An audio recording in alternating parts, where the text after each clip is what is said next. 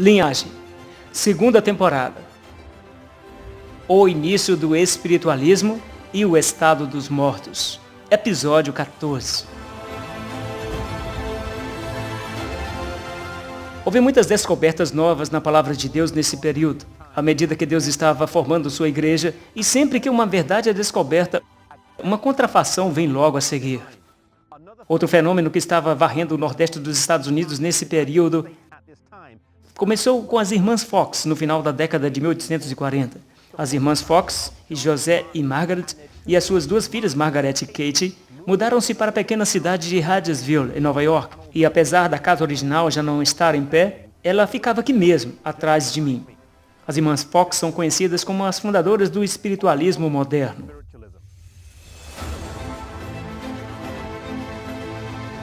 Em 1848, Margaret e Katie tinham 15 e 12 anos respectivamente e moravam numa casa que tinha a reputação de ser assombrada. Faziam sons batidas ou batiam com os nós dos dedos, imitando os sons que tinham ouvido na casa, para dar a impressão de que estava assombrada com o propósito de assustar a sua mãe. Foram feitas perguntas e em breve ela fazia perguntas e as respostas voltavam no número de batidas ou de pancadas que elas ouviam. Ela estava convencida.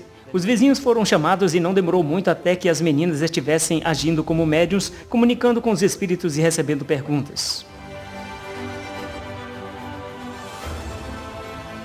Alguns disseram que era um embuste, e enquanto outros alegaram que era real, e que elas eram realmente médiuns, comunicando-se diretamente com os espíritos.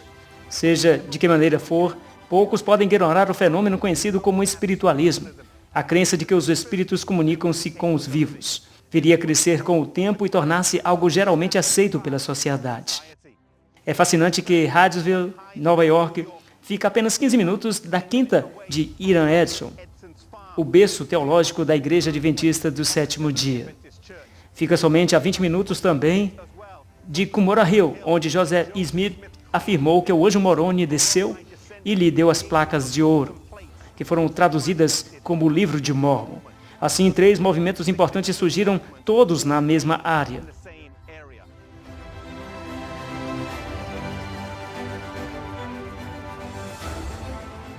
Uma figura-chave na exposição da visão bíblica do estado do homem na morte foi George Storrs.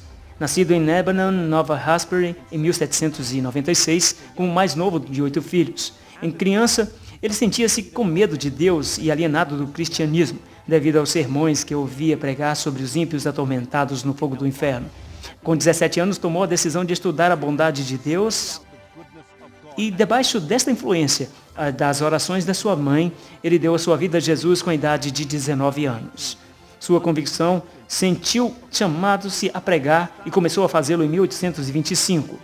E pregava frequentemente contra a escravidão, acabando mesmo por ir parar na prisão uma vez por mencionar o assunto nas suas orações. Um dia, enquanto viajava de comboio, ele leu um folheto do diácono Henry Grew, da Filadélfia, sobre o assunto do estado dos mortos. Isso levou a estudar a sua Bíblia e depois de vários anos de estudo, correspondência e conversação, ele chegou à conclusão bem firme de que o homem não possui imortalidade inerente, que é um dom de Deus, que os ímpios são aniquilados pelo fogo na segunda morte. Devido à diferença significativa face à visão comum do que os mortos vão diretamente para o céu, ele sofreu muita perseguição e isolamento de várias igrejas. No entanto, isso não poderia parar a página impressa.